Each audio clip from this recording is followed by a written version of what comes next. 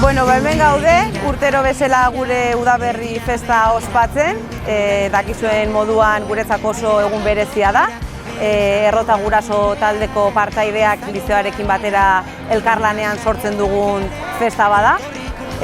Bertan famili ugari biltzen dira, ez horiek lezoarrak, inguruko jendea ere Donibanetarrak eta Antxotarrak eta San Pedro eta Trintxerpearrak ere bertan ikusi ditugu.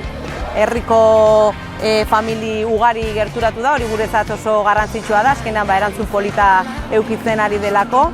Eta gero badaukagu beste berezitasun bat, guri asko betetzen gaituena, eta da lizeoko euskara taldeko gazteak bertaratu direla. Hemendik berriz ere eskertza beraiei, beraiek gurekin batera txokoak dinamizatzen aritzen dira. Eta azkenean adintarte desberdinak elkarrekin, komunidadean, familian eta giro goxoan. Txokoak geroz eta originalagoak, egia sartu genuen natura txoko polit bat, lurrarekin eta haurtxoak esperimentatzeko. Helburua ere bazen txikienen gana iristea eta urte bete, 2 urteko aurrak ere bertaratzea. Eta aurten exito eukitzen ari da kamiseten margoketa. Hor ari dira buru belarri gure txikiak, margotzen eta ilusioz beterik beraien kamiseta eramango dute etxera. Eta gure aldetik eskertza besterik ez, eta uda gertu dugula eta ondo pasatzeko dana.